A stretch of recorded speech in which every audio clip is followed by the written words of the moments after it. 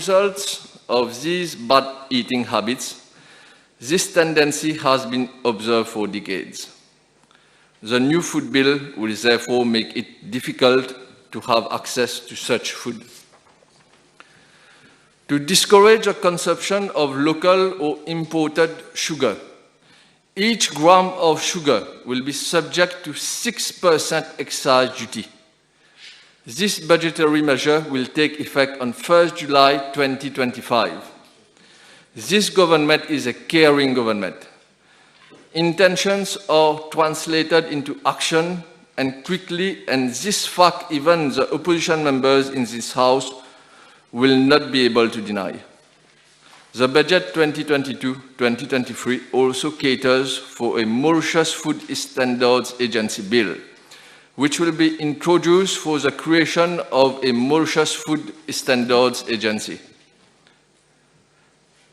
The MFSA, which is expected to be operational in January 2023, the aim is to harmonize food control throughout the supply chain.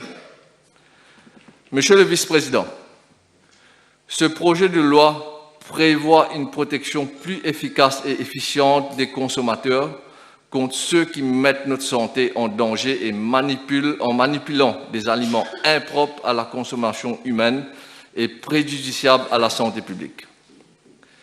S'il y a une chose qui maintient l'industrie alimentaire unie et confirme l'importance de la sécurité alimentaire, c'est bien l'ensemble des réglementations en matière de sécurité alimentaire.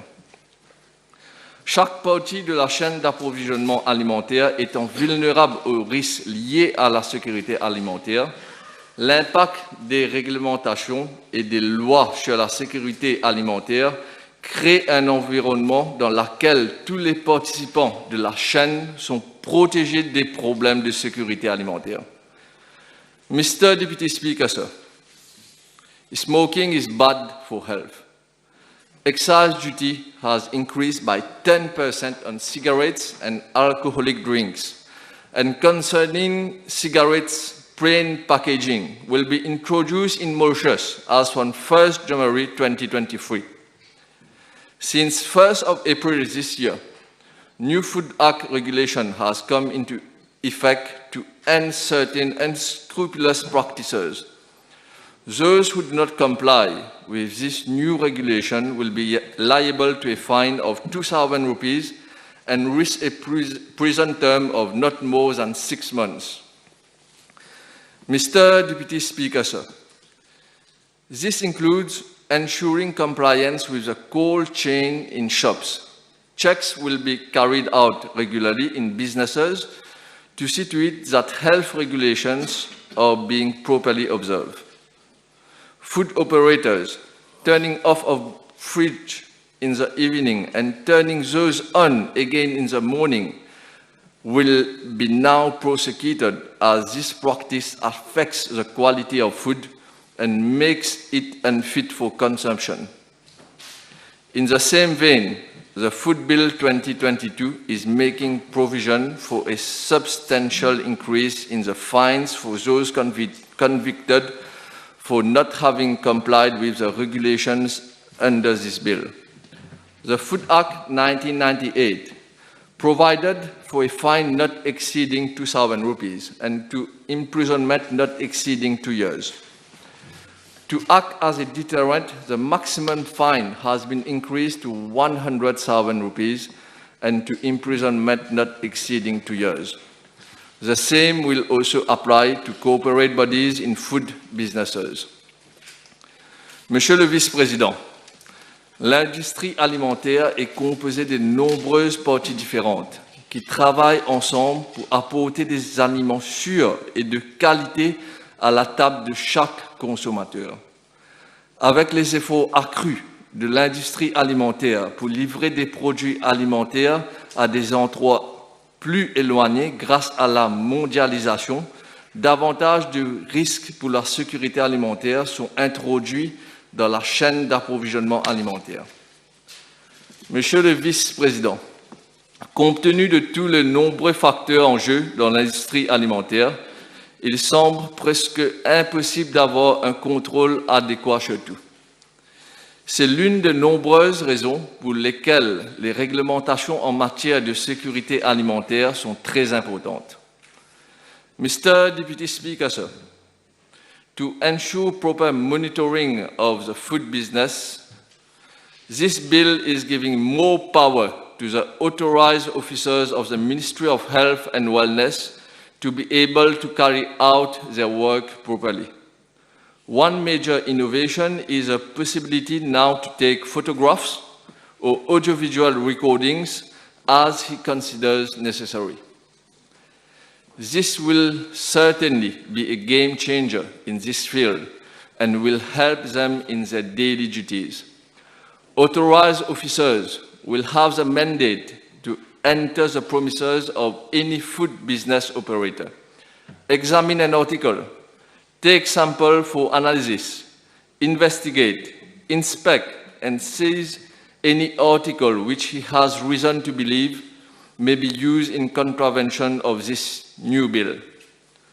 Mr. Deputy Speaker, sir, offenders are also warned that if the authorities proceed to the destruction of products unfit for consumption, the former may be called upon to pay the cost of this operation. Whereas in the past, the government has to take charge of the destruction charges. This bill also provides for an extended time period for prosecution for a more effective preparation of court cases.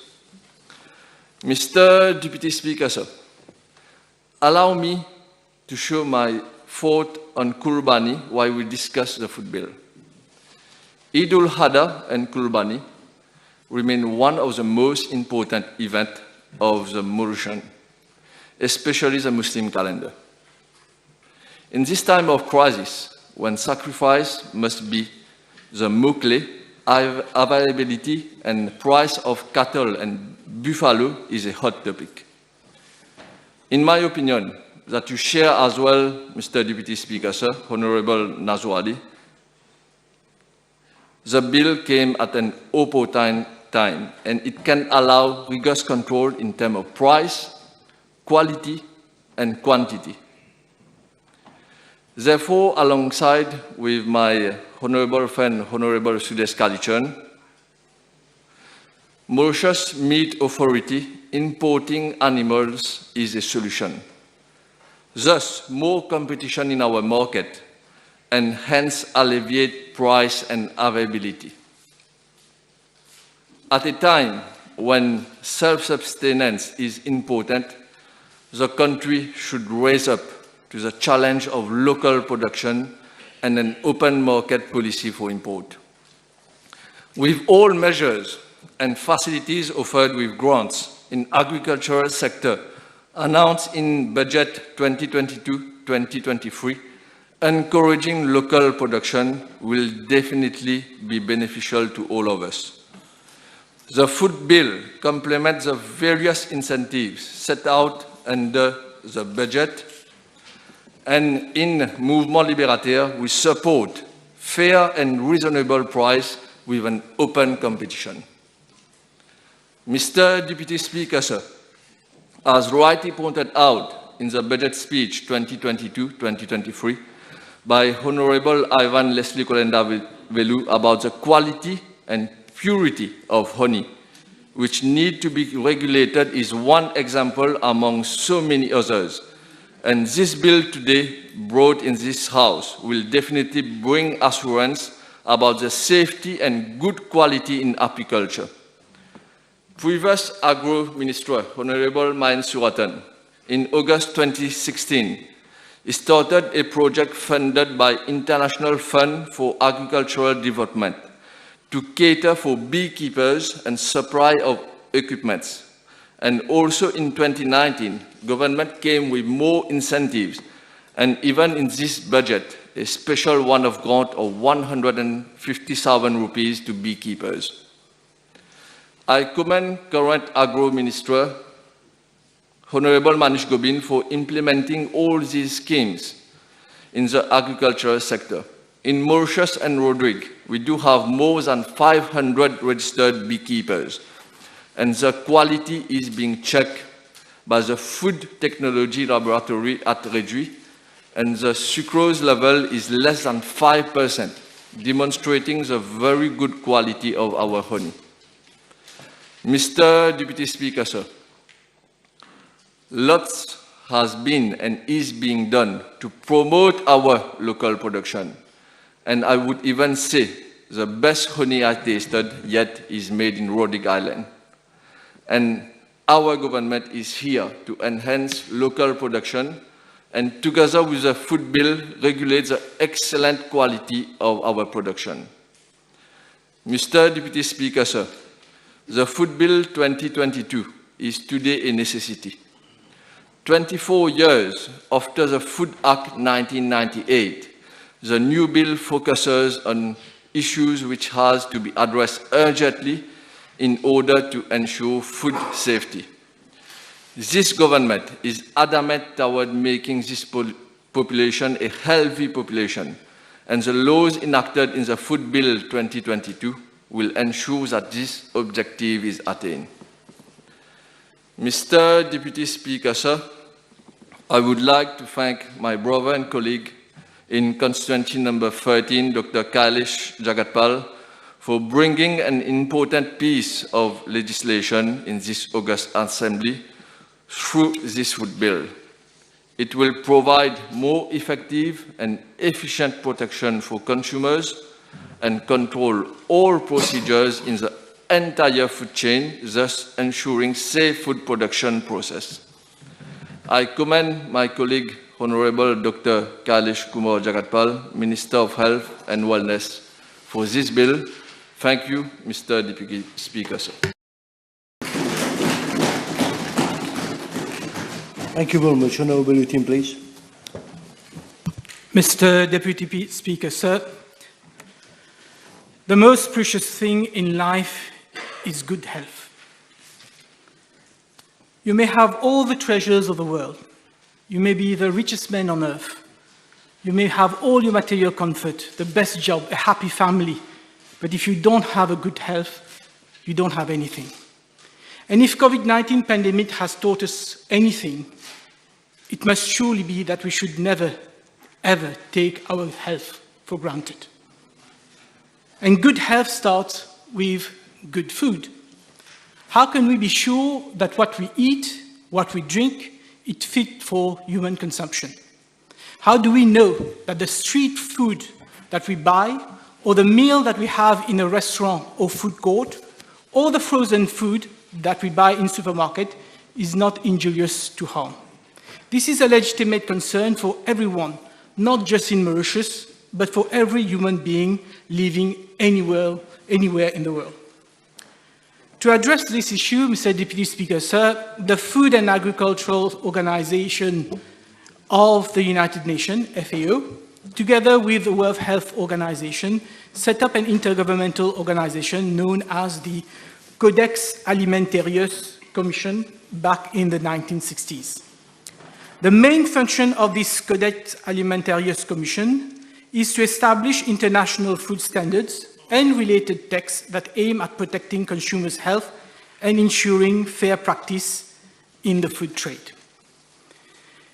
In Mauritius, the Food Act 1998, and in particular the regulation made under the Food Act, to a large extent adopts the Codex Alimentarius.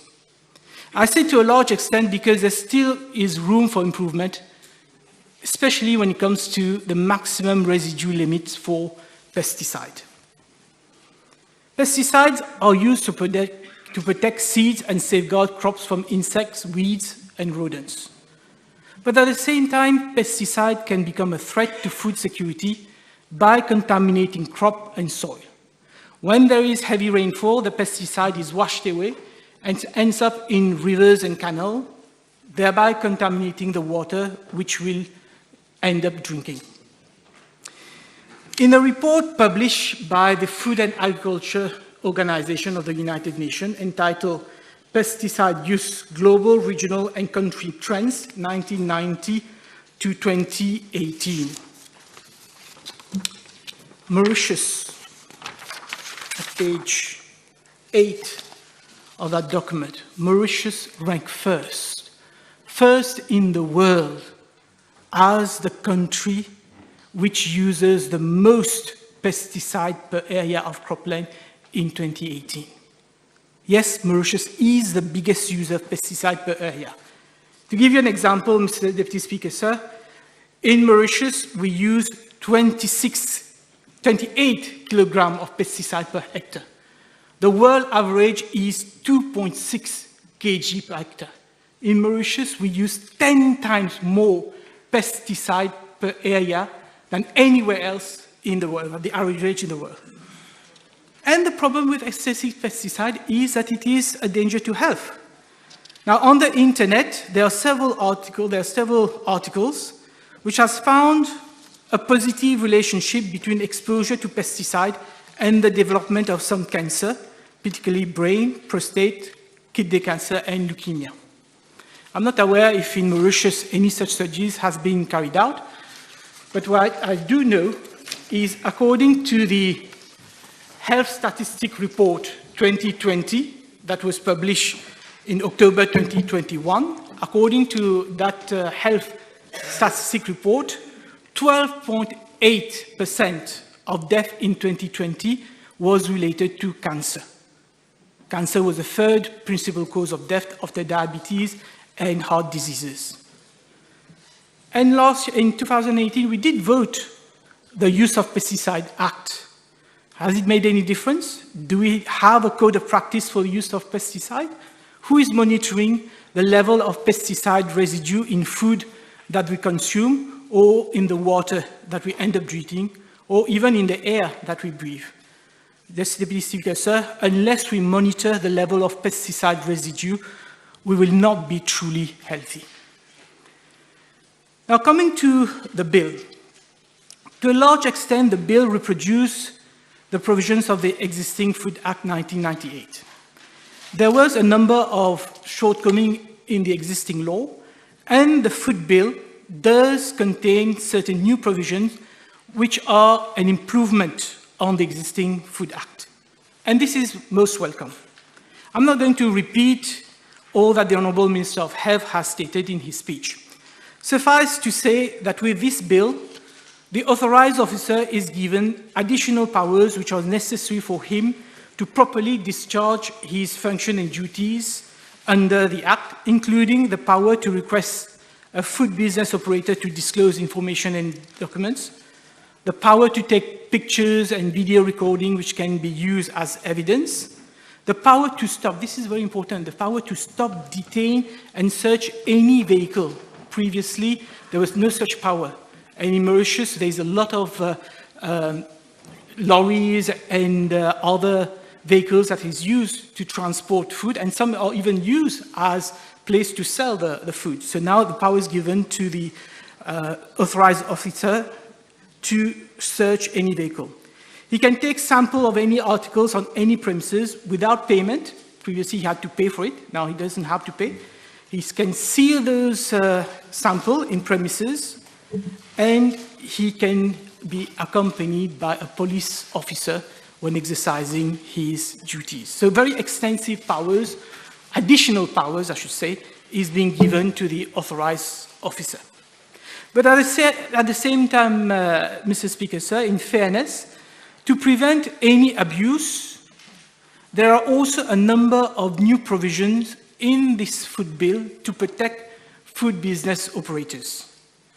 For example, the food business operator can now apply to a district magistrate for an order directing the authorized officer to release any article seized and held by that authorized officer. He also now has the right to appeal to a district magistrate and eventually to the Supreme Court where he is dissatisfied with a prohibition order requiring him to discontinue his activity. Section 19 of the bill also provides him with a new defense of due diligence.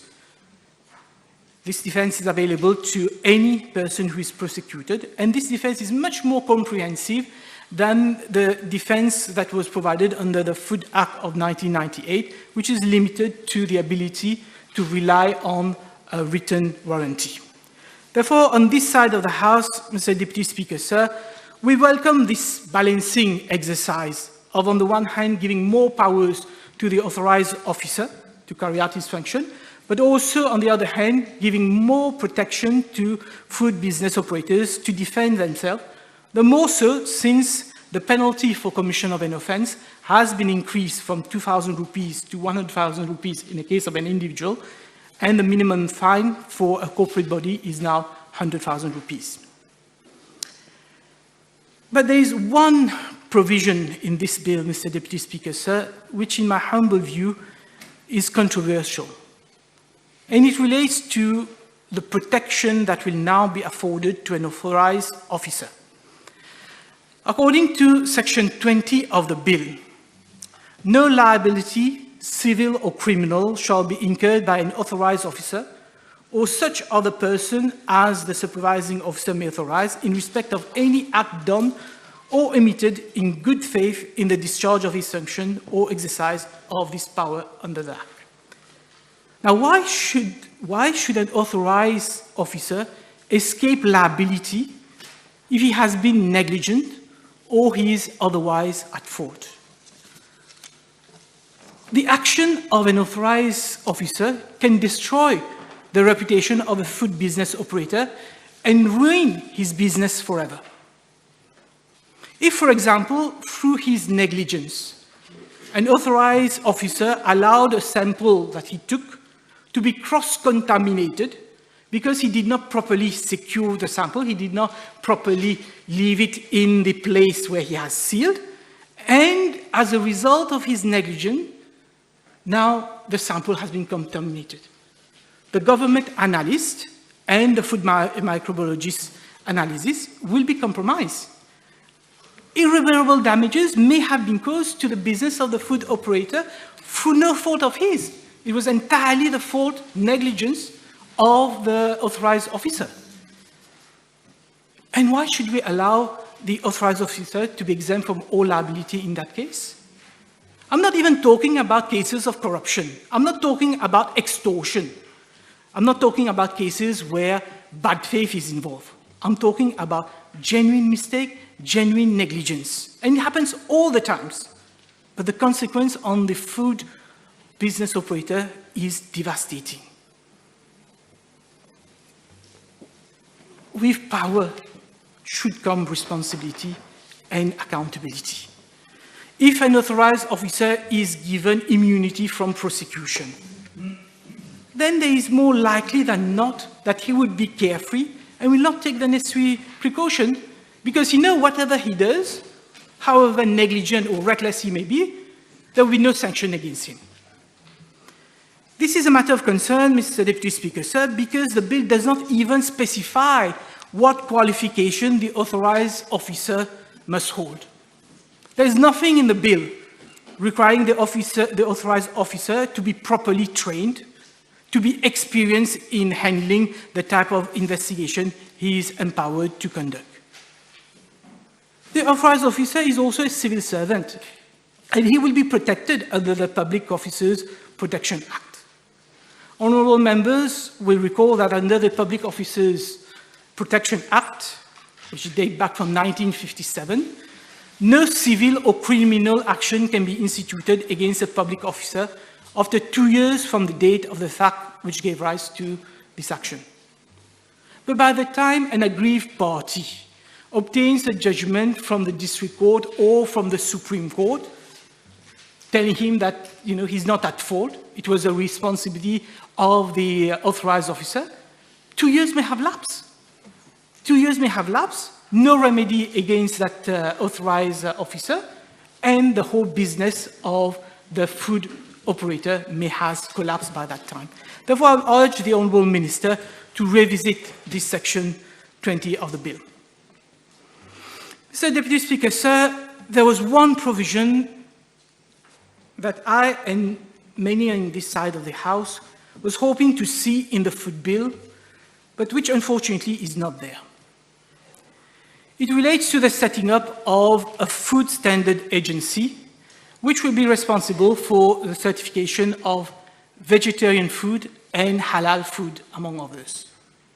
A sizable portion of the Mauritian population are either vegetarians or only eat halal food. Many tourists who visit our Paradise Islands are either vegetarians or eat only halal food. And this matter has been the subject of several PQs in this House, and it is worth repeating what has been said by various Ministers of Health in that respect. Starting in November 2009, 13 years ago, in an answer to a PQ, the then Minister of Health, Honorable Jita, stated that his ministry proposes to amend the food legislative framework, and the main proposal for amendment include, amongst others, new terms and standards for vegetarian and halal food. He further stated that it would be the Ministry of Health that would be the authority to issue certificate for vegetarian and halal food. That was 13 years ago. That was the stand of the then government. Nothing happened. February 2015, new PQ in this House, the Minister of Youth, who was acting as Minister of Health, stated, and I quote, "Discussion and consultation have reached an advanced stage in relation to the introduction of relevant and appropriate provisions pertaining to halal and vegetarian food in the regulations under the Food Act." And he added, "There are still certain issues that remain to be addressed, including the establishment of a certification body for vegetarian food." So back in February 2015, the impression was that the government is still considering, but there are certain issues about setting up the certification body. Later in the same year, October, when queried as to where matters stand, the substantive minister, this time it was Honorable Gayan, he stated that the proposed amendment to be brought to the Food Act and regulation was still being looked into. He also stated that the issues that remained to be determined was whether the regulation for halal food should be made under the Public Health Act or under the trade laws. So again, at this point in time, the MSM-led government was still very much in favor of certification of vegetarian and halal food. But 8 months later, in June 2016, the same Minister of Health, Honorable Gayan, answering to the same PQ, same type of PQ, stated, and I quote, "Having explored all avenues, Madam Speaker, regarding regulating halal and vegetarian foods, my ministry is of the view that halal and vegetarian certificate is not a public health issue, but rather a labeling issue." A complete U-turn. It's no longer the problem of the Minister of Health. And finally, when asked in April 2018, whether consideration would be given for all vegetarian products to bear either a V label or a green dot, as is the case in most countries, the then Ministry of Health stated that the Health Inspectorate is not in a position to certify that the vegetarian food is indeed vegetarian, and as such will not be able it will not be possible to enforce such a proposal. So that was the latest stand back in 2018.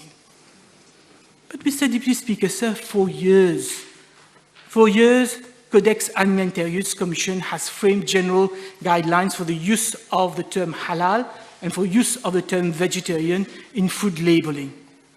So why couldn't provision be made in the food bill or the food regulation for certification of vegetarian food and halal food?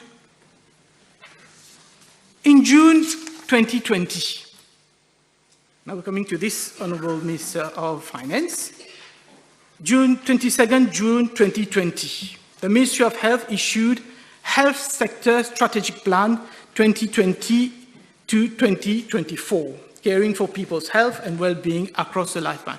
This strategic plan for 4 years, this is what the ministry is planning to do. It's the ministry under this Honorable Minister. At Roman 20, there's a list of strategic goals. Strategic Goal 22, safeguard health security through the promotion of food safety. And I read, strategic actions are directed towards the implementation of the Codex Alimentarius, the establishment of a food standard agency, which will be responsible to state standards on fast food and soft drinks, and also for the certification of vegetarian and halal foods. And the same statement is repeated as at page 73 under strategic action. Establish a food standard agency which will be responsible to set standards and for fast food and soft drink, and also for the certification of vegetarian and halal food, among others. So this is in the strategic plan. So I don't know why, when we are amending the food bill, the Honourable Minister did not take the same opportunity to introduce this food standard agency, which will be responsible for the certification of vegetarian and halal food. Doesn't the Honourable Minister find that it is important for vegetarians to know that what they are eating is appropriate for vegetarians? Isn't it important for a Muslim to know that the product that is labeled as halal is indeed halal? I know that the Honourable Minister of Finance mentioned in his speech, he made allusion to this food standard agency. I hope in the summing up he will give us more details about whether the ministry is still going ahead with this strategic plan of setting up this food standard agency, and give us a time frame for him to do so. So, Deputy Speaker, sir, before ending, I would like to draw the attention of the drafting team of what I think are two typos in the bill. First, in section 9, subsection 1 of the bill, reference should probably be made to section 8 instead of section 10. And in section 12, subsection 3A of the bill, I think that instead of the word released, we should have the word dismissed or set aside. Mr. Speaker, sir, it is all good to have a legal framework. It's all good to vote legislation, to pass regulation, to ensure that food and drink is safe for human consumption. But everyone has to play his part.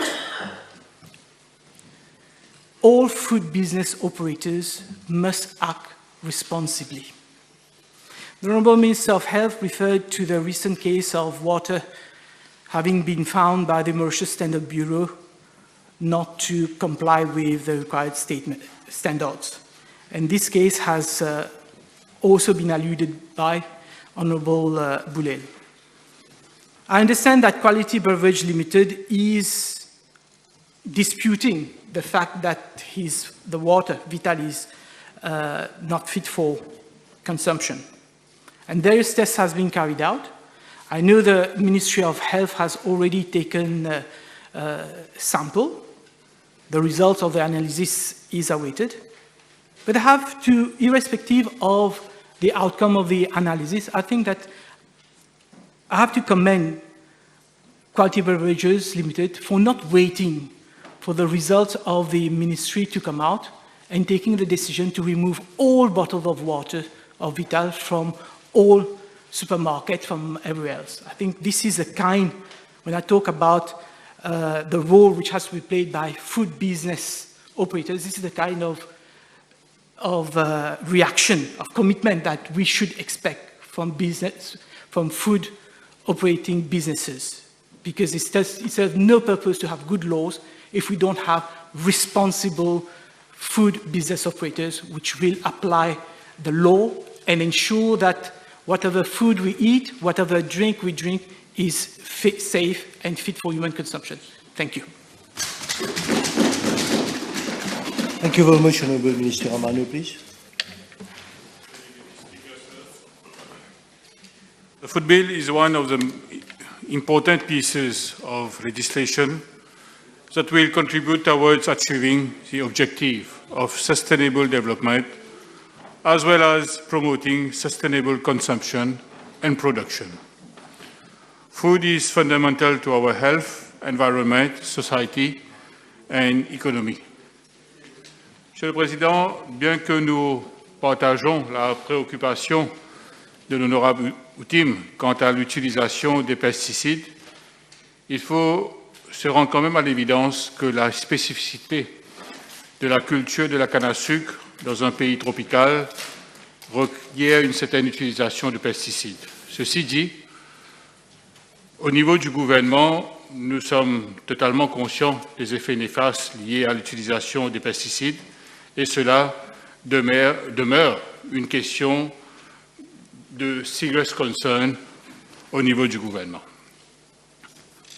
According to the Food and Agriculture Organization, food security is defined as the state where all people at all times have physical, social, and economic access to sufficient, nutritious, and safe food to meet their dietary needs and food preferences for an active and healthy life. However, when unfit for human consumption, food can be a source of harm as a foodborne illness and reduce absorption of nutrients. In the worst-case scenario, food that is not safe can cause death. The emergence of new risks, including those from antibiotic-resistant pathogens, has made food safety more complex than ever. Food safety and food security are interrelated concepts that have a profound impact on quality of human life, and there are many external factors that affect both. The challenge of food security is particularly daunting for developing nations such as Mauritius, which are net importers of food commodities. According to the Food and Agriculture Organization, the world's population is estimated to reach 9.1 billion by 2050, 34% higher than today. In order to feed this growing population, it is predicted that food production will have to increase by 70%. For food safety is integral to many Sustainable Development Goals, SDGs. Without food safety, there cannot be food security. SDG 2, zero hunger. When food is not safe, good health and well-being are not attainable. SDG 3, healthy lives. And also, safe food can be successfully treated. SDG 8, decent work and economic growth. However, food safety requires the careful management of many threats and risks. At greatest risk are the poorer individuals with limited education, those with more basic living conditions, and those with lower food safety awareness. Climate variability and extreme weather pose serious threats, as these have the potential to impact food security and nutrition. It is well documented that infections of plants are influenced by a number of environmental conditions, namely humidity, water, which in turn put consumers at risk. Addressing these threats and risks will require a transformation of our food systems, and overall, that demands major policy reforms, substantial investments, and an enabling environment that fosters and embraces innovation.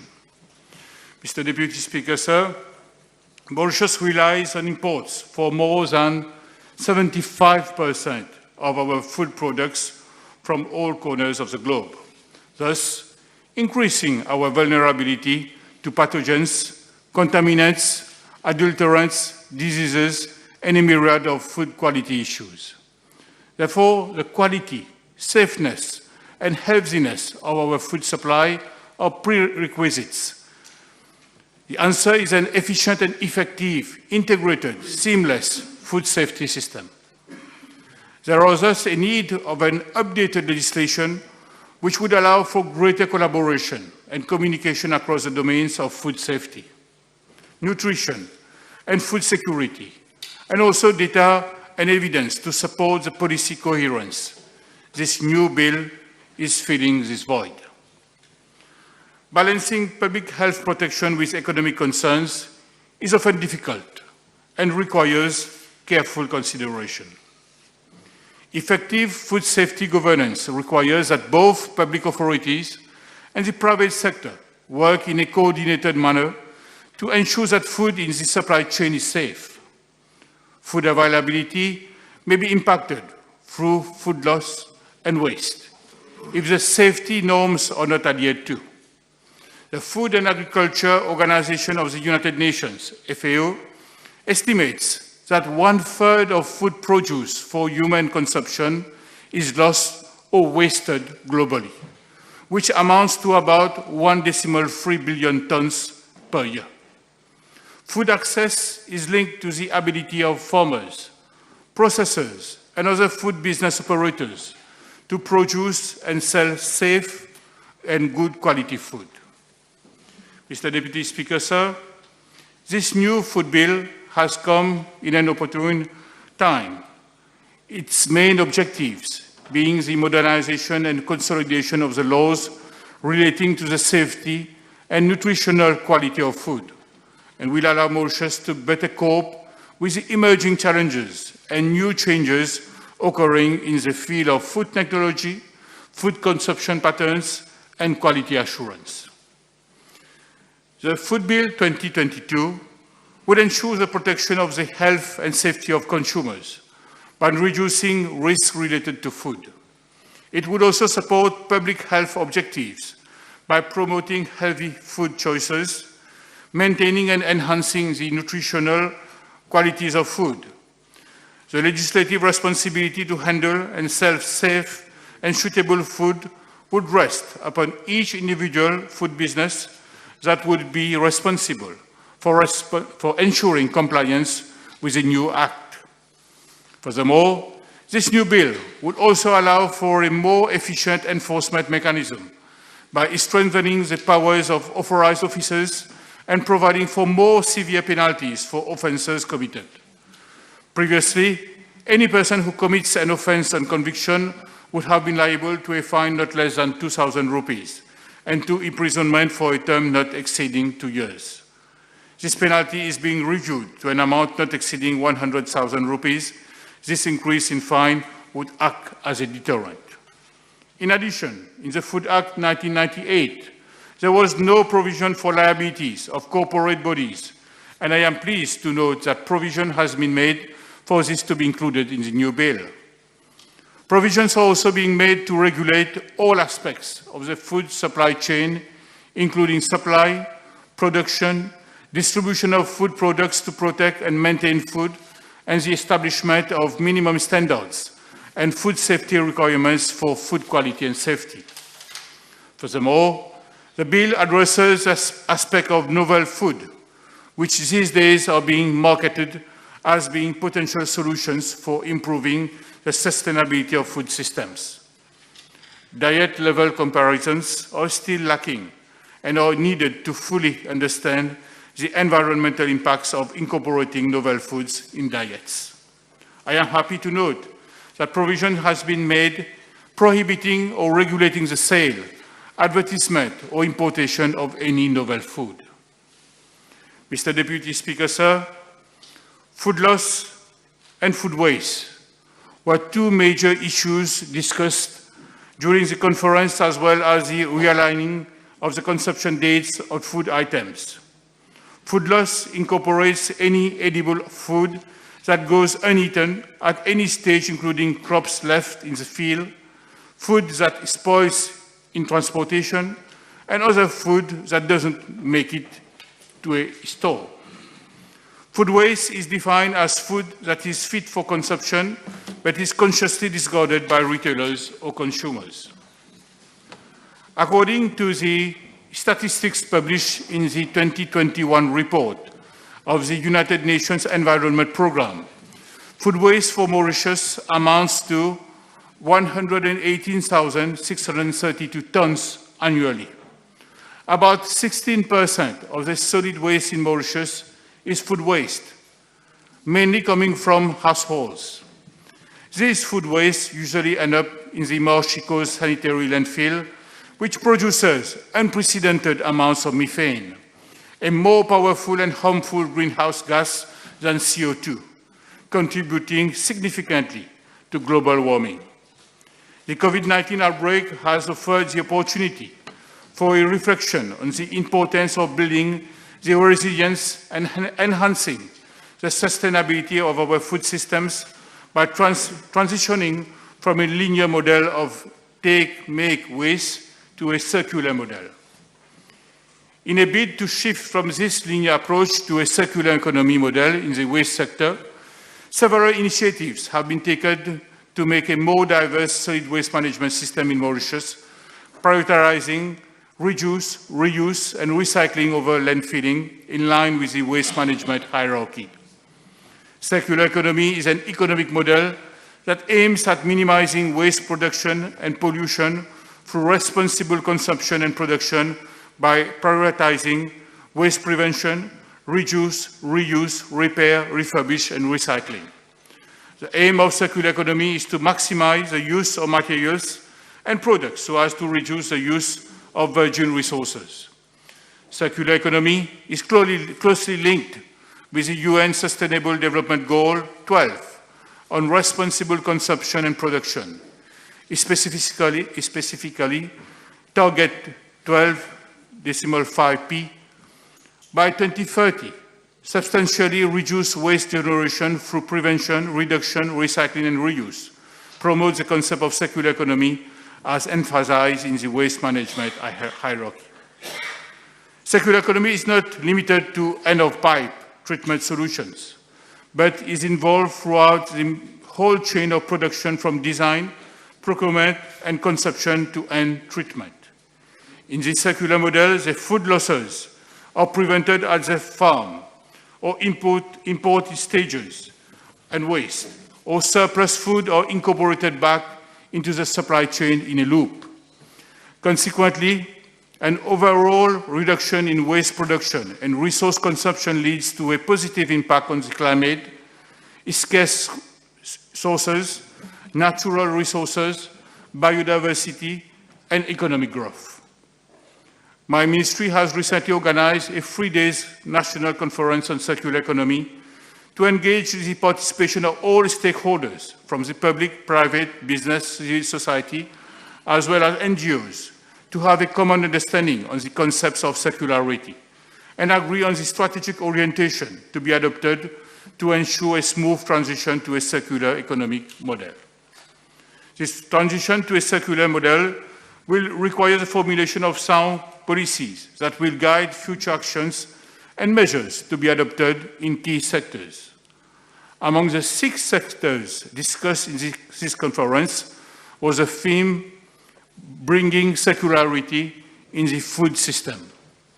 The various gaps and challenges being faced by the food sector and the opportunities to adopt a circular model through the formulation of appropriate policies and strategies were identified, amongst which were food losses and food waste.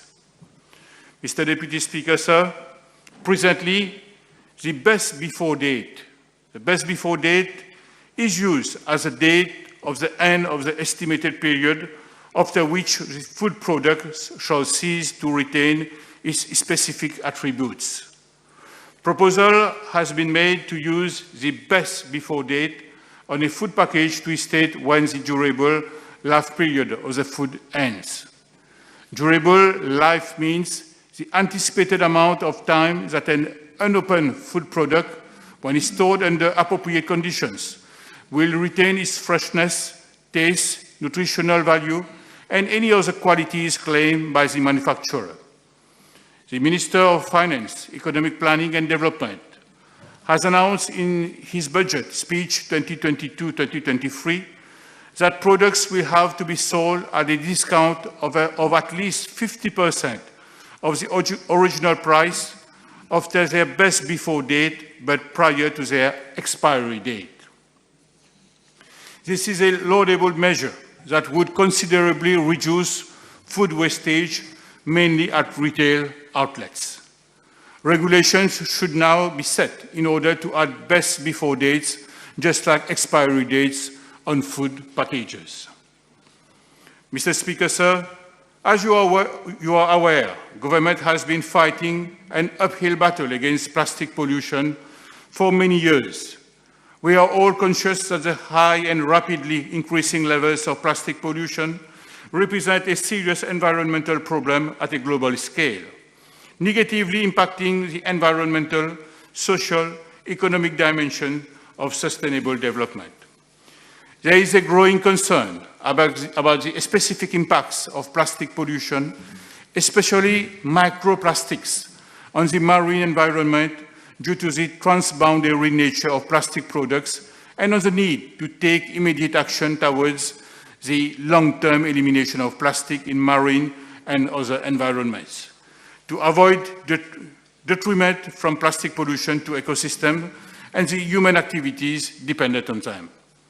In line with government's objective of transforming Mauritius into a plastic-free country, my ministry has put a ban on several categories of single-use plastic products and plastic carry bags through the promulgation of the Environment Protection, Control of Single-Use Plastic Products Regulations 2020 and the Environment Protection Banning of Plastic Bags Regulations 2020.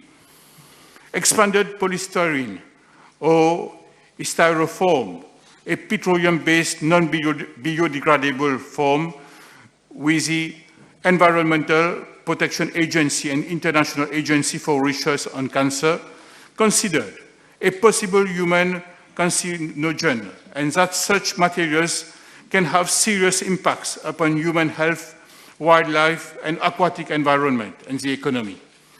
The Environment Protection Control of Single-Use Plastic Products Regulation 2020 has allowed the banning of polystyrene, foam, takeaway, food packaging, as well as single-use plastic products made of styrene, thus preventing negative impacts on human health through food consumption.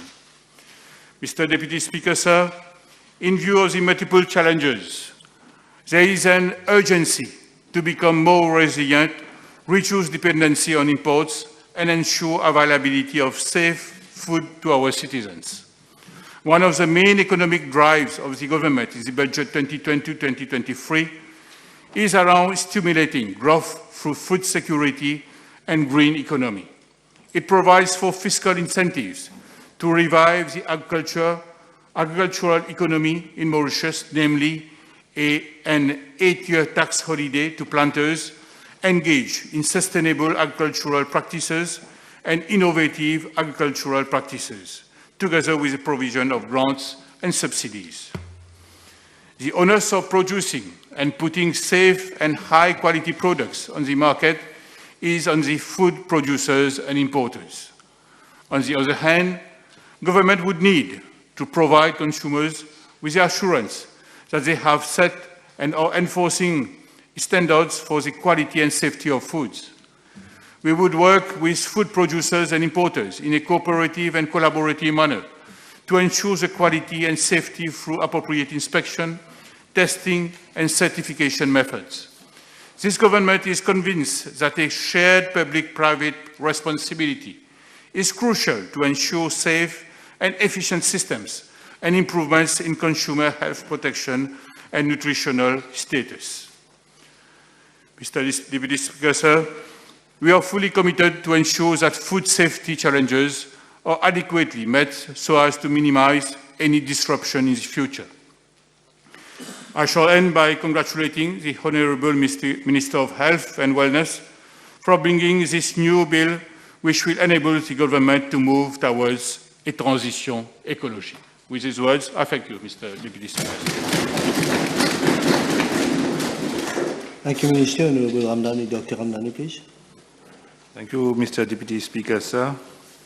Just to clear the doubt of Honourable Utim, Quality Beverages has asked the advice of both the Ministry of Commerce and Consumer Protection and the Ministry of Health, not as Honourable Utim stated in Sulu. But at the very outset, let me congratulate the Honourable Minister of Health and Wellness for bringing this important bill to the House. The existing Food Act has served its time and it's essential. Continue, look at me. It's probably trying to help it's not being helpful right now. Continue, look at me. The existing Food Act has served its time, and it's essential to revamp the legislation as part of our comprehensive food safety regime to ensure that food sold in Mauritius is safe and suitable for consumption. Besides ensuring food safety, we also need to better regulate food labeling and advertising to promote public health and to make informed choices. Today, we are seeing more innovative products entering the market, some of which are purported to give health benefits. Therefore, it is important for consumers to be provided with adequate and accurate information about the product that they are consuming. A few novel definitions have been included in the bill to expand the scope of the legislation from securing the wholesomeness, purity, and safety of food to ensuring that stakeholders provide adequate and accurate information and preventing them from providing misleading information. This will strengthen consumer protection, help consumers make more informed choices, and promote public health. One such example is a new definition for article which has been proposed to widen the scope of the law so as to include all the components involved in the preparation of food. Other interesting addition or new definition for extraneous matter and field which has been proposed. Such new legal provision gives the ability to differentiate what should be considered as forming part of a food and what should not, so that there is no ambiguity in court cases. The definition of food business has been enlarged to cater for all food activity falling under the purview of the food law. It is proposed to provide a new definition, namely food business operator, to know precisely who is responsible for a food business, such as details are crucial in the case of non-compliance and in the event that a case is brought to court. The proposed legislation, Mr. Deputy Speaker, sir, will consolidate our legal framework by increasing quality and ensuring that there is a maximum of information which will be provided to consumer. Mr. Deputy Speaker, sir, Section 7 and 11 are very important. WHO published a summarized report on progress made in implementing Resolution WHA 6725 on antimicrobial resistance. And it states one of the important requests was to explore with the United Nations Secretary General option for a high-level initiative to increase political awareness, engagement and leadership on the antimicrobial resistance. Mr. Deputy Speaker, sir, this government under the leadership of the Honorable Prime Minister is relentlessly working for the people for a food bill which will be safe for our people.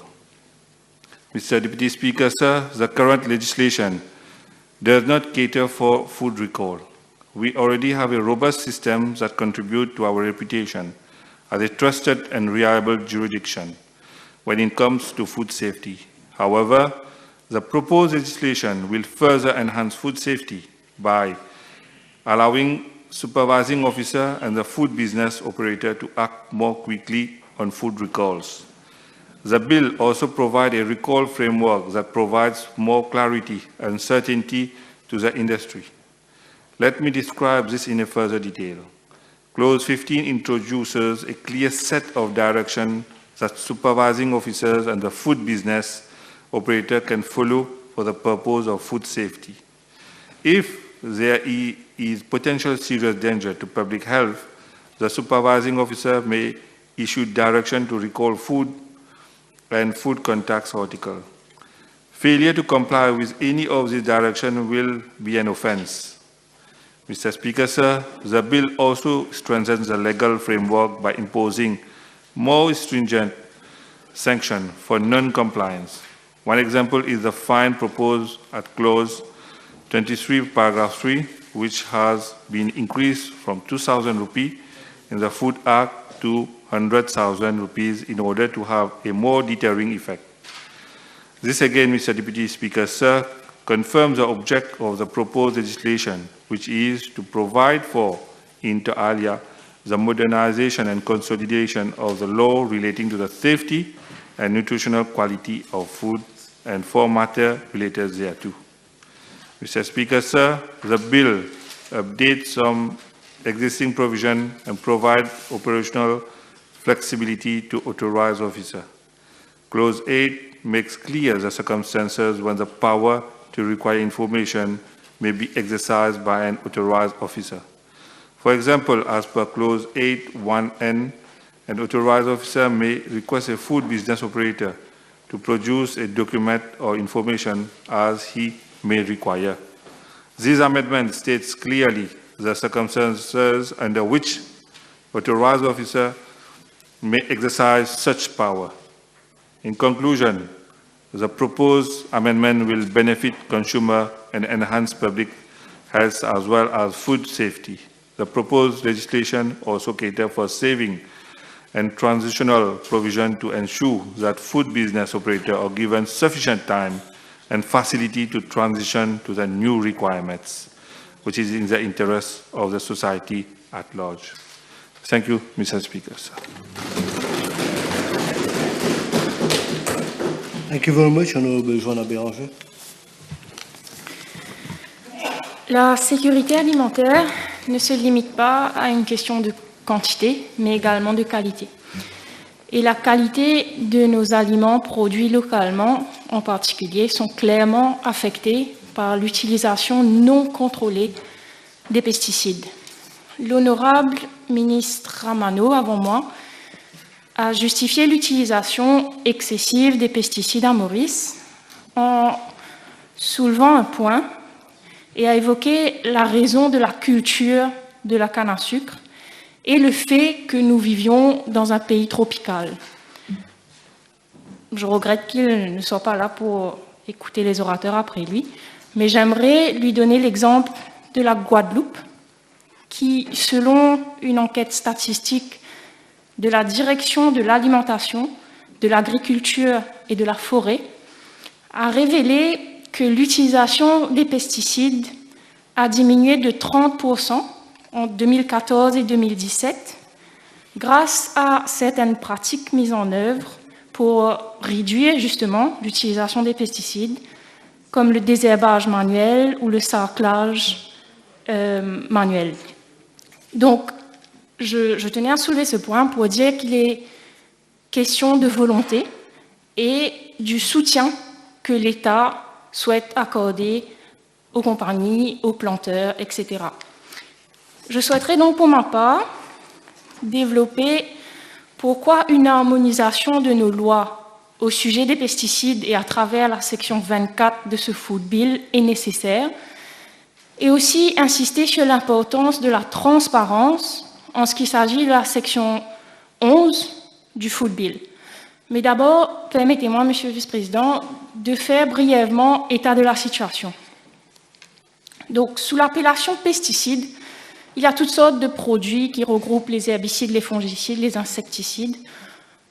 En gros, les agrochimiques qui ont prouvé leur efficacité dans la lutte contre certaines maladies et organismes nuisibles aux plantations, mais qui anéantissent complètement les défenses naturelles du sol en détruisant des écosystèmes, en détruisant les nutriments naturels du sol et sont un réel danger pour la santé. En effet, les pesticides sont transportés et sont un réel danger puisque contaminent alors, petit 1, l'air que nous respirons, et pour preuve, une étude publiée dans le journal Chémosphère en novembre 2020 explique que des échantillons pris entre 2010 et 2018 dans les environs de Réduit confirment la présence de 12 pesticides dans l'air, dont certains sont interdits d'utilisation depuis 2004. Petit 2, ils contaminent l'eau que nous buvons et une étude du Mauritius Research Council avait trouvé des résidus de pesticides dans les eaux de surface et les nappes phréatiques, même 1 an après leur application. Et petit 3, évidemment, il représente un risque majeur pour l'environnement et cause la destruction de la biodiversité. Par exemple, il est prouvé que l'organochlorine affecte les oiseaux. Donc, les pesticides ont un impact économique, environnemental et de santé publique pour les consommateurs et les planteurs eux-mêmes avant tout. J'insiste dessus parce qu'on a pu voir dans le passé quelques mises en scène de certains voulant faire croire que l'opposition ne comprend pas la souffrance des planteurs et qu'il faut qu'ils puissent vendre leurs légumes, etc. Mais c'est justement parce qu'on s'inquiète de la santé des planteurs que nous soulevons ce sujet. À quoi bon vendre des légumes pour avoir quelques milliers de roupies si la santé n'est pas bonne par la suite? Et le ministre de la Santé est le mieux placé pour le savoir. Nous ne sommes rien si nous n'avons pas une bonne santé. Donc, la nature toxique des pesticides n'est plus approuvée et ils se répandent partout. D'ailleurs, j'aimerais soulever qu'une étude du Child Welfare Institute a fait d'excellentes recherches sur ce sujet-là et donne pour preuve tous les chiffres et regroupe plusieurs études. D'ailleurs, plusieurs études, des rapports internationaux et nationaux ont révélé l'abus et la mauvaise gestion des pesticides à Maurice. Si il faut que j'en cite quelques-unes, nous avons l'étude de Fagouni, l'étude de Scorbiac, Le Bellec et Sauzier, l'étude de la Banque mondiale, une étude du ministère de l'Environnement de 2011, une étude du ministère de la Santé de 2014 sur les National Chemicals Profile of the Republic of Mauritius. Donc, les études sont faites en grand nombre et malgré toutes ces informations à disposition, en 2022, qu'est-ce qui a changé? Rien. Mais j'ose espérer qu'à travers ce projet de loi, peut-être un petit pas sera fait, même si rien ne semble indiquer aller dans cette direction. Mais tout d'abord, puisque nous parlons de nourriture et qu'il faut bien manger pour vivre, et étant donné l'exposition prolongée des Mauriciens aux pesticides et leurs dérivés depuis des années, étant donné les abus dans les quantités utilisées, je souhaiterais saisir cette occasion pour réitérer ma demande pour que le ministre de la Santé procède à une étude approfondie pour étudier les relations causales chez les consommateurs et aussi chez les planteurs et leurs familles qui sont les premiers concernés. Puisque, en effet, Monsieur le Vice-président, d'abord dans les données, dans les chiffres, on voit bien la corrélation entre l'augmentation de l'utilisation des pesticides au fil des années et l'augmentation du nombre de cancers bien spécifiques qui, selon les recherches, sont associés à certains types de pesticides en particulier.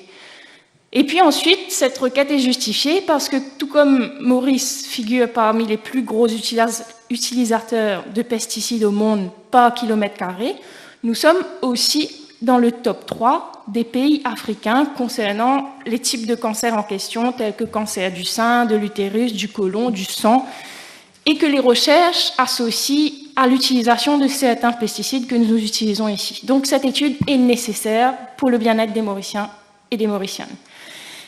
Et en effet, donc, comme je viens de le dire, le Food Agricultural Organization, en 2018, et comme l'a soulevé mon collègue Reza Youtim avant moi, nous plaçait comme le plus gros utilisateur de pesticides avec 2795 kilos par kilomètre carré de terre cultivée.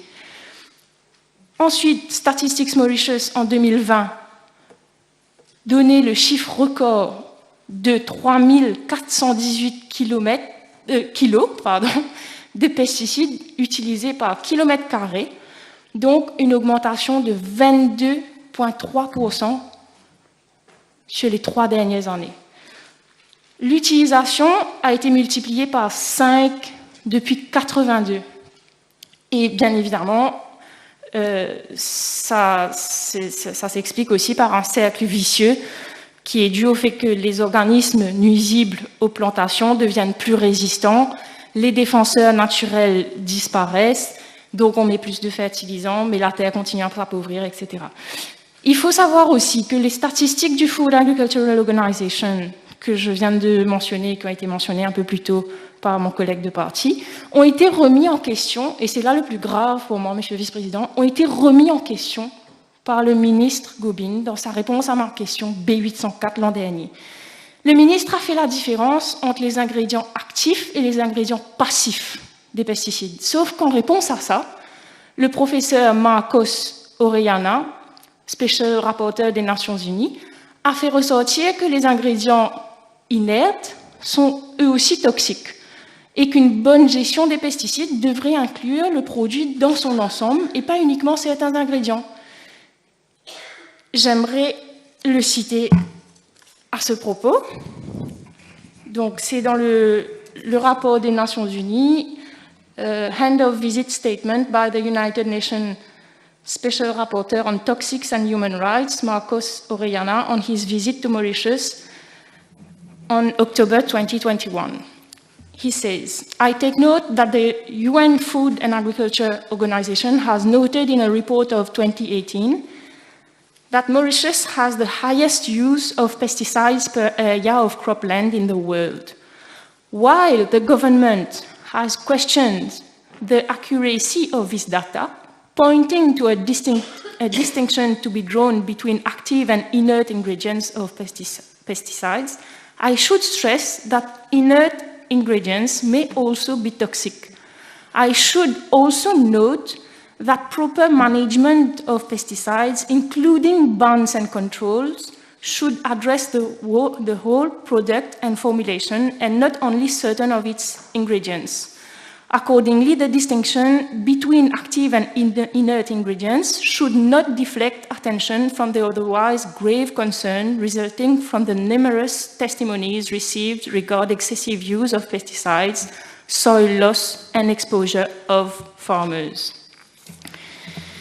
Donc, cette distinction ne doit pas être utilisée pour détourner l'attention des graves effets des pesticides et pour enlever la responsabilité d'une bonne gestion des pesticides. Ce qui m'emmène à mon deuxième point. Comment avoir une bonne gestion des pesticides quand nos lois qui les régulent ne sont pas alignées? Le Food Act, le Use of Pesticides Act et le Dangerous Chemicals and Control Act ne sont pas en accord du tout sur ce sujet.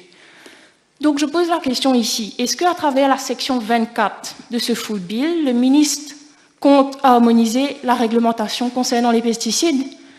Le Food Act et le Use of Pesticides Act ont été préparés par deux ministères différents et ont des listes de pesticides différentes à travers leurs regulations. Le ministre de la Santé a parlé de collaboration de son ministère avec le ministère de l'agro-industrie. Mais qu'est-ce qu'il en est exactement? En quoi concerne exactement cette collaboration? La liste des pesticides du Use of Pesticides Act est limitée et le seuil maximal du taux de pesticides tolérés ne concerne pas tous les fruits et légumes, ce qui a pour conséquence que 40% des fruits et légumes importés ne sont pas concernés par cette loi. Donc, comment assurer le contrôle de ces pesticides? D'autant plus que, actuellement, parmi les pesticides régulés par le Food Act, une vingtaine sont en fait interdits par le Dangerous Chemicals Control Act. Donc, comment peuvent-ils faire partie de la liste présente dans celle du Food Act alors qu'ils sont interdits par le Dangerous Chemicals Control Act? Et plus d'une trentaine de pesticides présents dans le Food Act ne sont pas listés dans le code alimentaire du Food Standard du Food Agricultural Organization, le Codex Alimentarius qu'a mentionné le ministre. Plus d'une trentaine de pesticides dans le Food Act ne sont pas listés dans ce codex. Et parmi les pesticides autorisés par le Use of Pesticides Act, la plupart ne sont même pas dans le Dangerous Chemicals Control Act. Du coup, 23 pesticides échappent au contrôle de la loi, et sur cela, le gouvernement n'a donc aucun contrôle quant à l'importation, la distribution, et la moitié sont classifiés comme hazardous par le World Health Organization Guidelines de 2019. Donc, est-ce que ces pesticides qui sont considérés comme hazardous par le WHO Guidelines de 2019 seront-ils rajoutés à la liste des pesticides du Food Act? D'ailleurs, d'où ma question B216 en avril 2021 pour savoir la quantité et les normes de pesticides saisis et importés illégalement. Mais cette question est toujours sans réponse jusqu'à l'heure. Malgré l'obligation, j'aimerais rappeler, malgré l'obligation, selon les standing orders, de donner des réponses écrites aux questions parlementaires. Une autre disparité entre les lois, uniquement la moitié des pesticides réglementés par le Dangerous Chemicals Control Act ont été octroyés un seuil maximal de résidus de pesticides sous le Use of Pesticides Act. Donc en fait, une dizaine de pesticides cités dans le guide agricole du ministère de l'Agro-Industrie ne sont réglementés par aucune des trois lois en réalité.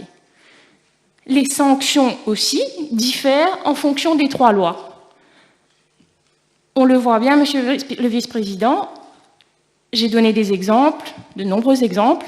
Les disparités dans les lois par rapport aux pesticides doivent être adressées urgemment et j'attends que le ministre vienne confirmer que ce sera le cas, peut-être à travers les regulations, et qu'il s'attaquera aux pesticides tolérés dans le Food Act, mais pourtant interdits dans le Dangerous Chemicals and Control Act, et qu'il s'alignera sur le Codex Alimentarius du Food Agricultural Organization, y compris par rapport aux différents pesticides également. Donc, j'arrive à mon troisième et dernier point, je vous rassure. Harmoniser les lois et les mettre à jour par rapport aux pratiques est essentiel, mais être transparent et rendre publics les résultats l'est tout autant, puisqu'il s'agit ici d'un enjeu national. La section 11 du Food Bill parle de Analysis and Examination of Samples. J'aimerais demander au ministre où seront publiés ces résultats. Parce que, comme je viens de le dire, il s'agit d'un enjeu national et la transparence est absolument nécessaire. Sur le site du ministère de la Santé, en tout cas, je ne vois rien en ce qui concerne les résultats des samples en général. Et si je reste sur le problème des pesticides, sur le site du ministère de l'Agro-Industrie, les Report on Pesticides Residue s'arrêtent à septembre 2019. Pourquoi? Pourquoi est-ce que ça s'est arrêté à septembre 2019? Les Mauriciens ont le droit de savoir ce qu'il y a dans leurs assiettes. D'autant plus quand l'on sait que le seuil maximal de résidus de pesticides ne veut plus rien dire aujourd'hui, puisque pour contourner ce seuil, certains n'hésitent pas à faire des cocktails de pesticides, c'est-à-dire à mélanger plusieurs sortes de pesticides différents, puisque selon le Use of Pesticides Act, cela est toléré. Par exemple, 42 sortes de pesticides peuvent être utilisés sur les tomates, 38 pesticides peuvent être utilisés sur les pommes de terre, etc., etc., etc.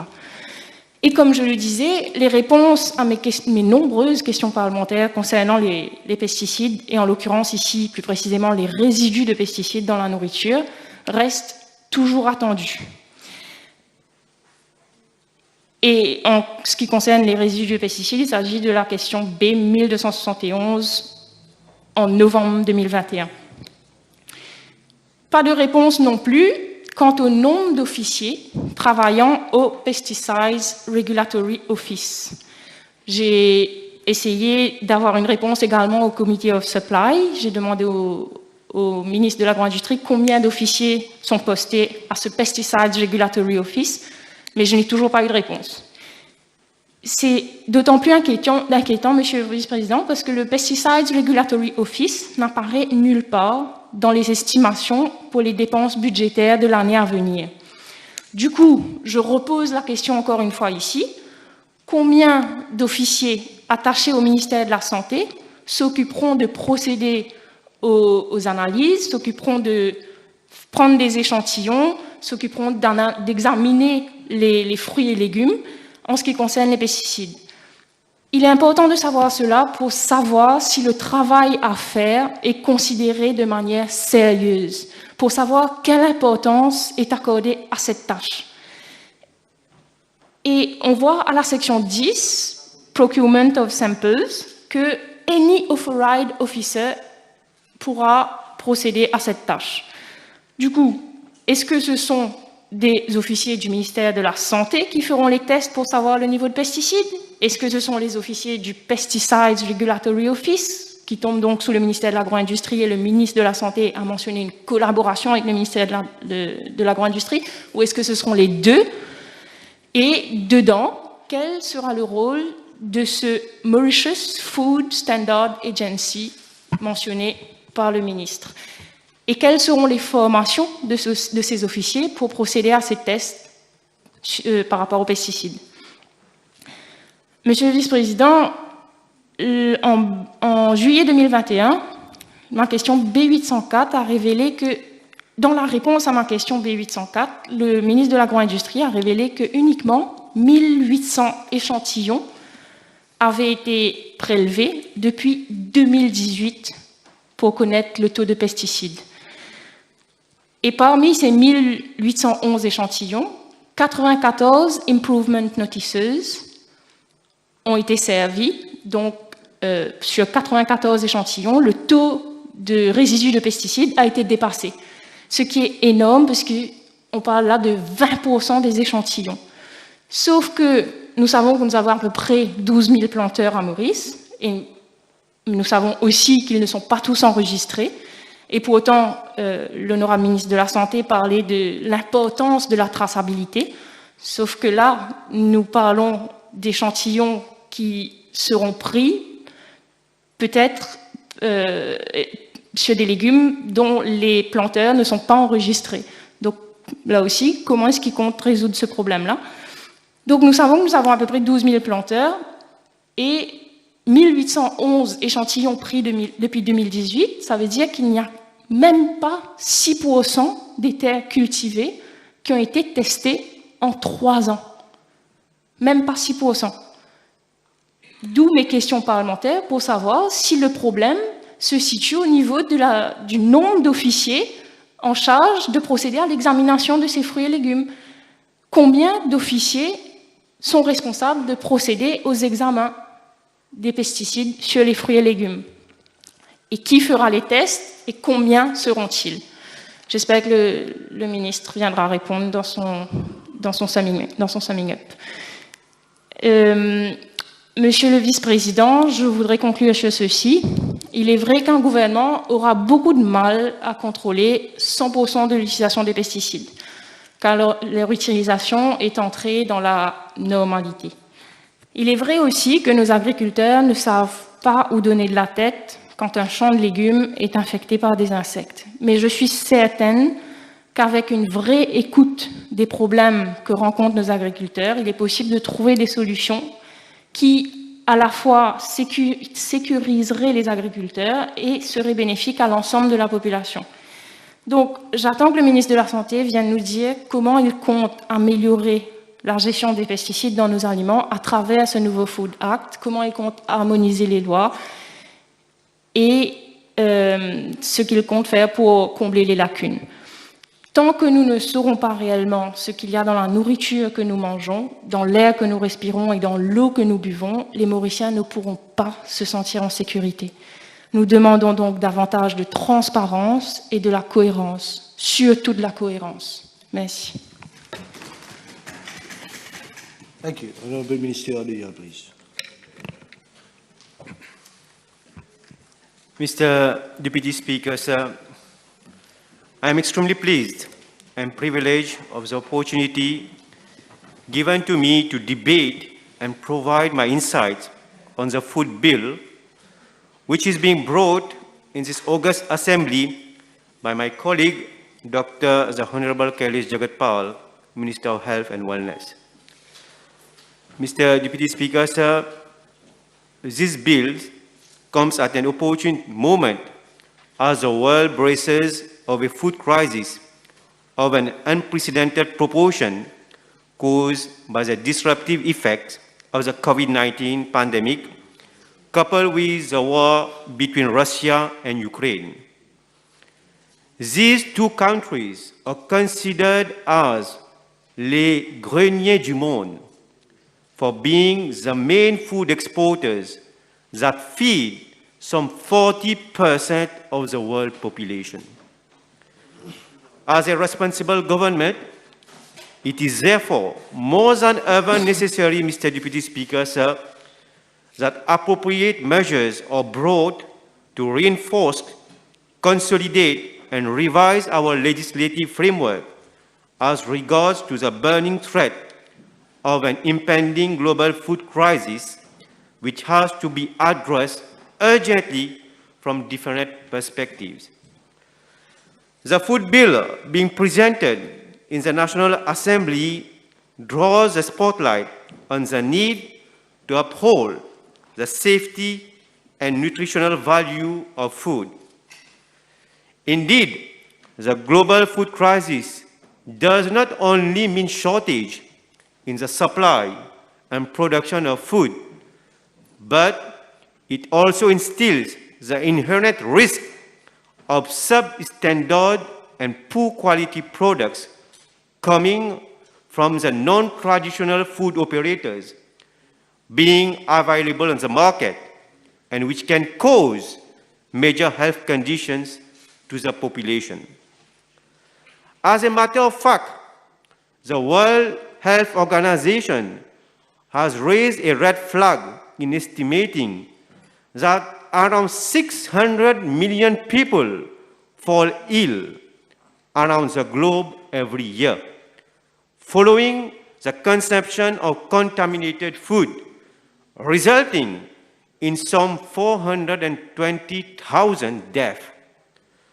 I would therefore like to thank my colleague, Dr. the Honorable Kailash Jagat-Pal, for this bold initiative to present such a bill, which will certainly provide a conducive environment for clarity, certainty, trust, and confidence to all stakeholders, namely consumers, food business operators, importers, and health authorities. The main focus of the bill is to ensure that the food that we consume is of high quality, based on strict health and sanitary norms. May I seize this opportunity, Mr. Deputy Speaker, sir, to pay tribute to the unbending determination of the Honorable Prime Minister for his leadership and foresightedness, who is, with unwavering resolve, steering government's action in the right direction of progress and by ensuring we get our priorities right. Today's presentation of the food bill bears testimony to his vision to build a great edifice of our country while ensuring the well-being of the population. Mr. Deputy Speaker, sir, at a macroeconomic level, the food bill has a great significance in positioning our country in the food industry as a strong sector of our economy. Indeed, for being close and conversant to the agri-export business for several years, as stated earlier by the Honorable Dr. Boulel during his intervention, Mr. Deputy Speaker, sir, I can fully appreciate and understand that the adherence of strictest health and sanitary norms are more than ever needed in food handling, packaging, retail sales, storage, transformation, transportation, distribution, imports, and export. I wish here to thank the Honorable Dr. Boulel for recognizing my experience in this sector. Such a bill sends the right signal not only to consumers for the quality of food products they consume, but also for local and foreign operators in the food industry. Undoubtedly, the food bill provides for a modern, conducive, legal, and regulatory environment which propels our country as a jurisdiction that adheres to international best practices as regards to food safety and hygiene. Imagine its impact on the tourism industry, Mr. Deputy Speaker, sir. When tourists visiting our country are comforted that the food they consume in our country is safe, healthy, and meet international standards. On the other hand, such a legal framework will stimulate investment in food transformation for self-sufficiency and export amid great turmoil in food supply as a result of several interlocking factors which have dampened and put a brake on food exports by traditional markets and where uncharted territories have to be explored for our wood supply. Indeed, the tone was set during the presentation of the budget 2022-2023 a few weeks ago, where a string of bold measures was made to ensure self-sufficiency and food transformation in the face of impending risk of global food shortages and soaring prices of imported food products. Such measures are more than ever necessary against the backdrop that more than 75% of the foodstuff that we consume are imported. In this context, I am also pleased to note, Mr. Deputy Speaker, sir, the bold measure to promote smart agricultural best practices based on innovative technologies, such as computer-controlled greenhouse, which will contribute to boost crop production while optimizing on land use and scarce labor resources.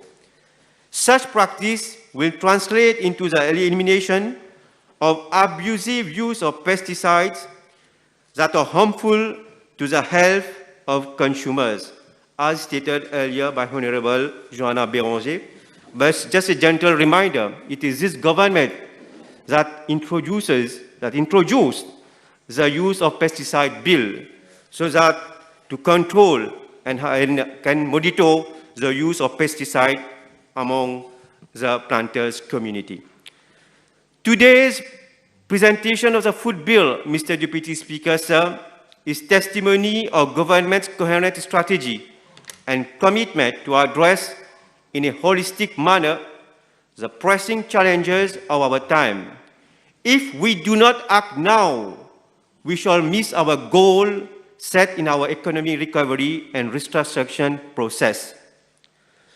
Mr. Deputy Speaker, sir, undoubtedly, the provision of the food bill offers a fresh and modern outlook on how to address new issues and challenges arising out of the current environment which the present Food Act in force for nearly 25 years is unable to tackle.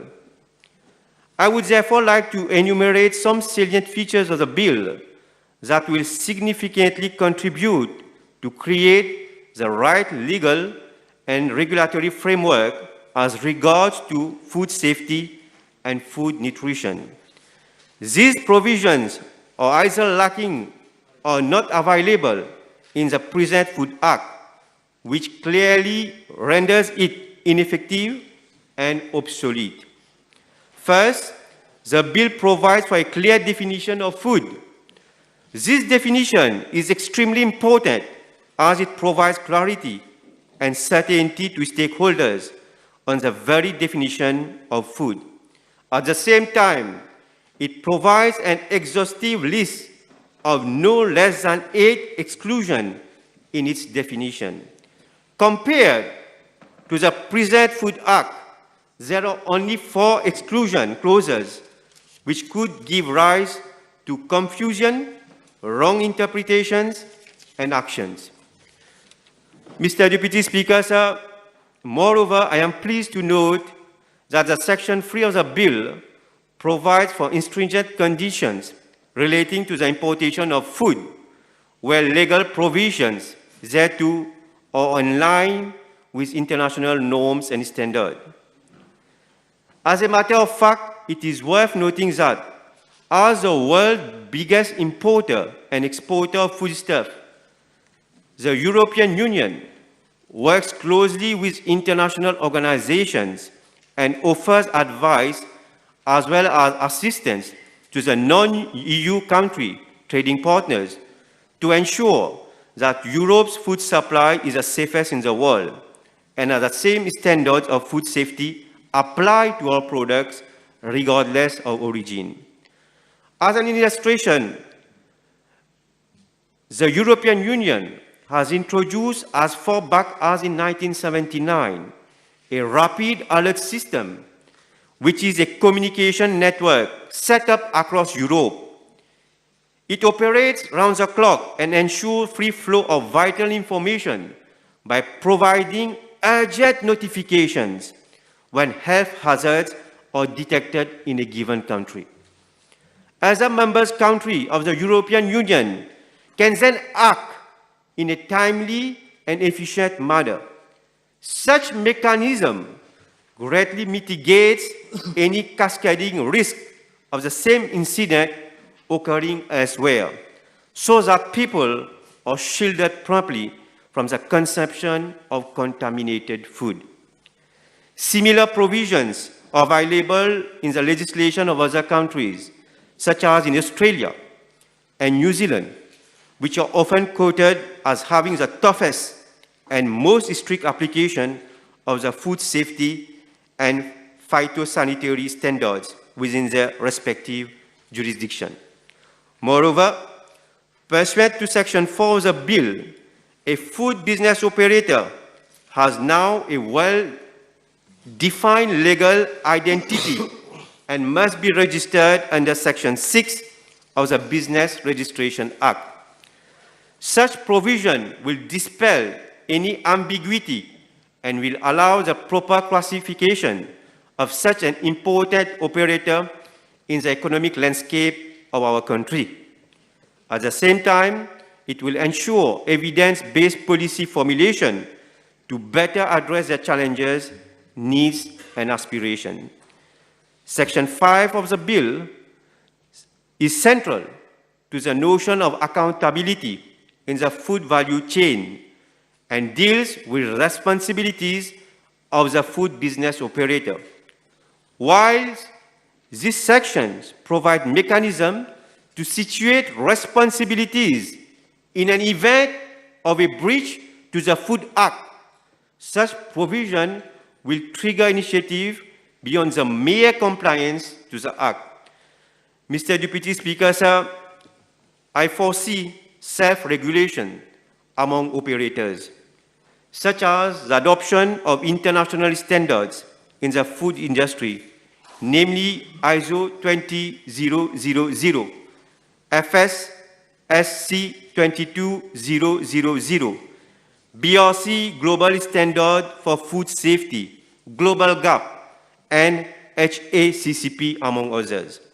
Such an approach not only benefits the food operators, but also raises trust and confidence among consumers. Similarly, operators in the food chain value chain, from the farm to the fork, will be inclined to develop collaboratively and voluntarily a traceability framework using innovative technologies such as blockchain and QR code to accurately situate responsibilities should there be any issue with a non-compliance to the Food Act. With the QR code, Mr. Deputy Speaker, sir, consumers will have access to vital and relevant food information such as the product source history, its origin, details on the manufacturing and distributions, among others, further bolstering customer confidence on the product. The ability to instantly trace the whole life cycle of a product through a simple scan of QR code will also help relevant authorities to quickly obtain all information of the product in the event contamination has occurred. Without traceability, it is almost impossible to determine at which stage of production contamination has occurred. This situation increases the risk of wrongly determining who is to be blamed and may cause considerable prejudice to compliant operators in the food value chain, as stated earlier by Honorable Utim during his intervention, as it concerns the reputation of a company and a country. Mr. Deputy Speaker, sir, a novel provision of the bill which exemplifies the collaboration that can be built between the public and private sector is captured under the Section 11, Subsection 2A. It makes provision for having recourse to a private food testing laboratory upon the request of an importer, notwithstanding food testing carried out by government officials or public laboratories. Such a provision will instill trust by ensuring cross-verification and benchmarking of food testing methodologies by independent parties. Mr. Deputy Speaker, sir, we have recently witnessed a void in our legal frame provision as regards to the recall of food products. I am referring here to a chocolate manufactured in Belgium and which is available on the local market. The product was suspected to be associated with several cases of salmonellosis in Europe, detected in Europe earlier this year. Fortunately, the manufacturer voluntarily agreed to recall the product from the local market at the same time as a precautionary measure pending further tests. Whilst the recall of food products such as baby milk formulations, chocolates, processed food, and other widely popular food items is a common practice in developed countries, there is no proper legal mechanism to enforce such a measure in Mauritius. Such a situation may cause serious health implications to consumers, particularly to children and persons with precarious health conditions, and in some cases can lead to life-threatening conditions and death. I am pleased to note that a comprehensive section of this bill, namely Section 15, deals with the subject matter of food recall. Such provision equip both the food business operators and the authorities with the necessary tools to ensure the swift execution of recall of food items in case of suspected or confirmed non-compliance to the Food Act, thus ensuring minimal impact on the health and well-being of consumers and also minimal disruption for the food business operators. Mr. Deputy Speaker, sir, mindful to the strict adherence to the rule of law by this government, I am pleased to note that the food bill provides ample provisions for check and balances in order to ensure that the power vested upon the authorities are fairly and judiciously being utilized. Such provisions are absent in the Food Act of 1998. For instance, Section 17, which deals with the subject matter of prohibition notice, makes clear provision for a food business operator to make an application to a district magistrate to discharge of the decision of the Ministry of Health and Wellness if such a decision is considered as arbitrary, irrational, and unjustified. Finally, Mr. Deputy Speaker, sir, as a responsible government, we consider that any breach of the provision of the Food Act is a very serious offense that has to be dealt with severely and in a proportionate manner. Thus, any breach of the forthcoming Food Act will be sanctioned by a fine of not more than 100,000 rupees instead of only 2,000 rupees in the present Food Act, and to an imprisonment of a term not exceeding 2 years for an individual. As for a corporate body, a fine not less than 100,000 rupees may be inflicted. Such provisions sends a clear signal which will act as an effective deterrence for those bent towards breaching the law. In line what is available in other countries, the cost of logistics, testing, and restriction of contaminated products will now have to be borne by the offender who has breached the Food Act instead of government bearing the cost of same as it is presently the case.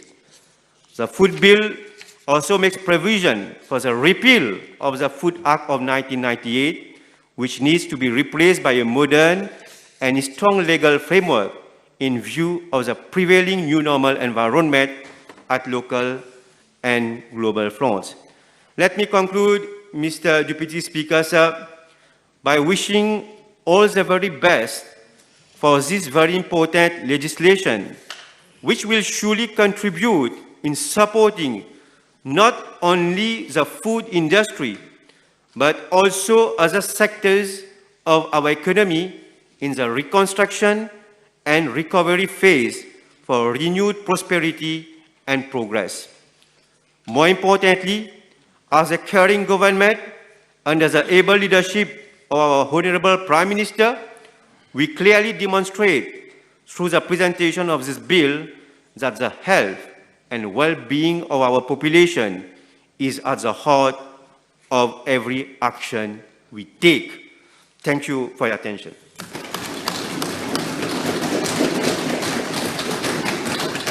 Thank you very much, Honorable Daniel, please. Thank you, Mr. Deputy Speaker, sir. I move for adjournment of the debate. The question is that the debate be adjourned. Those in favor say aye, those against say no. The ayes have it. Mr. Deputy Speaker, I move for the adjournment of the Assembly to Tuesday, 5th July at 11:30 a.m. The House stand adjourned. Adjournment matter. Honorable Ismail Mohammed. Yes, thank you, Deputy Speaker. Sir, I wish to address the Honourable Minister of Commerce tonight regarding Kurbani for Eid al-Adha 2022, which seemingly will be celebrated on the 9th of July, depending on mood sighting. There is currently an acute shortage of cattle on the market, and seemingly there is very high price being fixed by those who are selling cattle.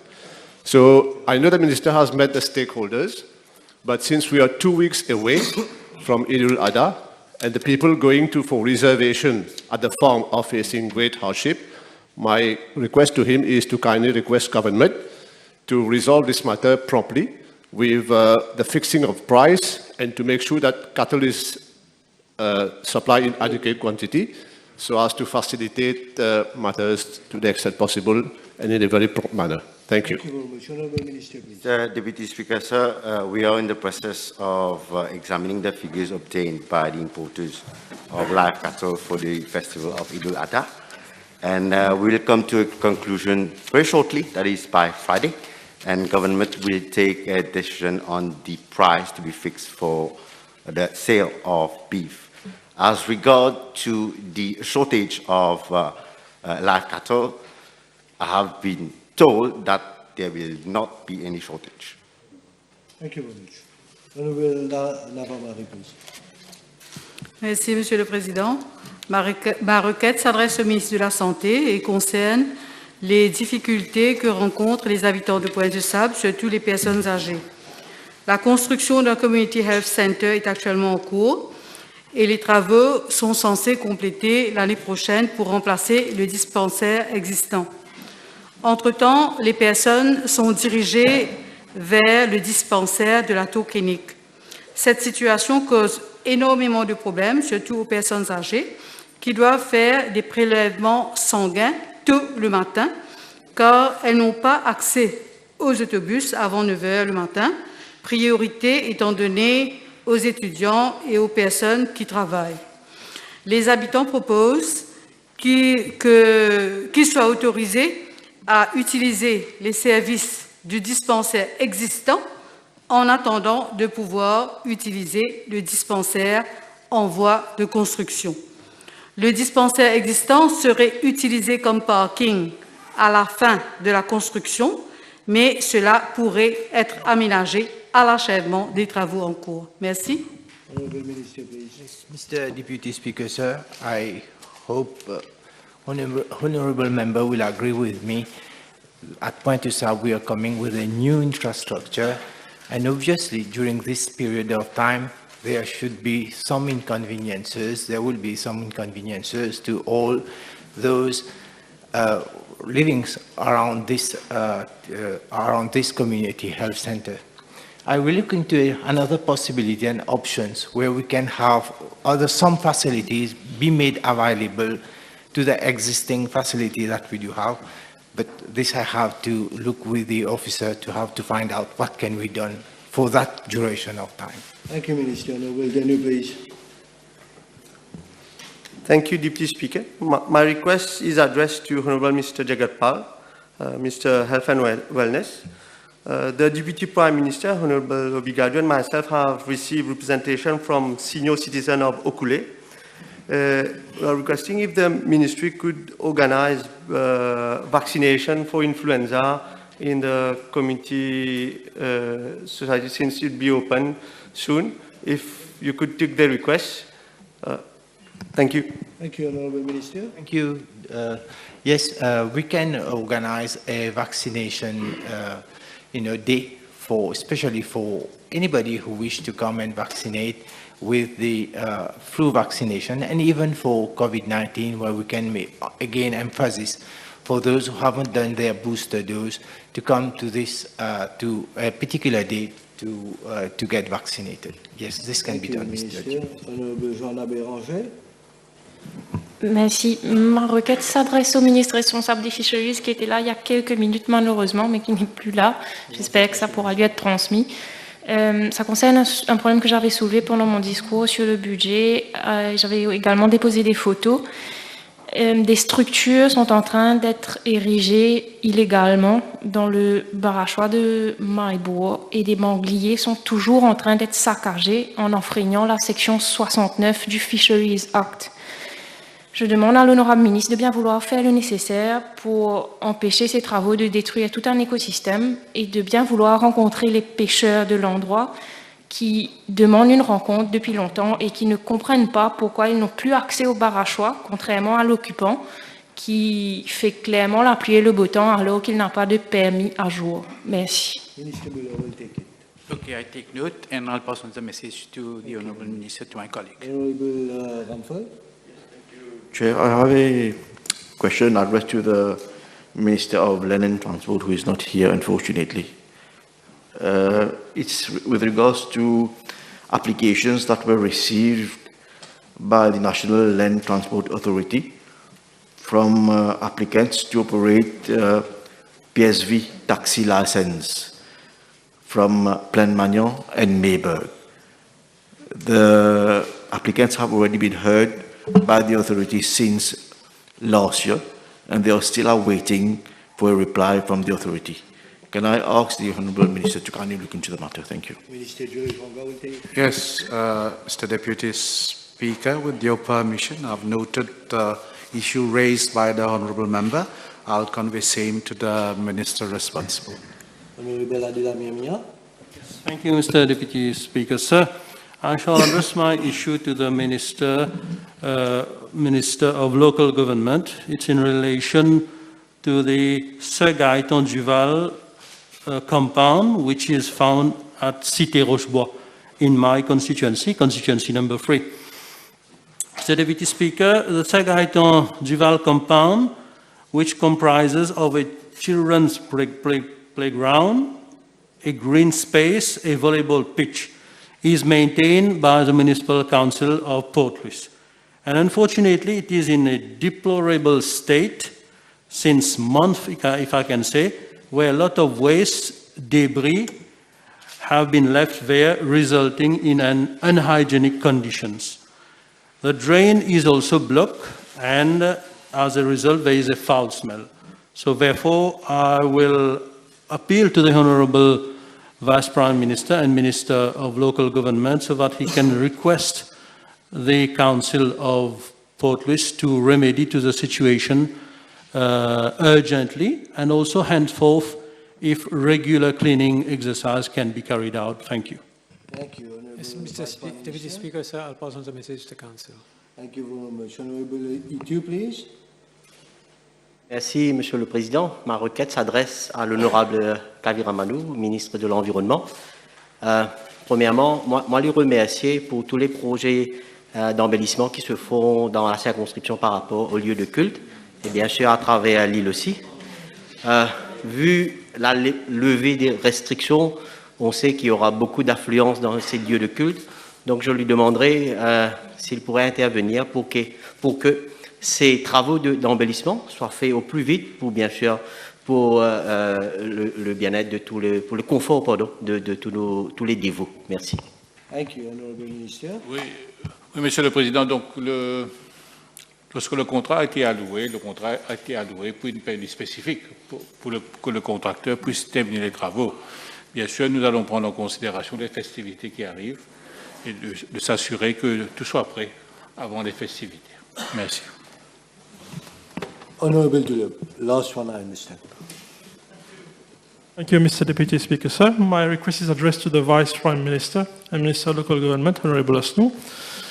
It's been quite some time now that infrastructures has already been built at the Mayberg Cemetery, commonly known as Tombeau, for an incinerator. But it appears that since some time, there are some parts missing and the suppliers not being able to complete the functioning of the incinerator. I would request him if he could please look into the matter. Thank you.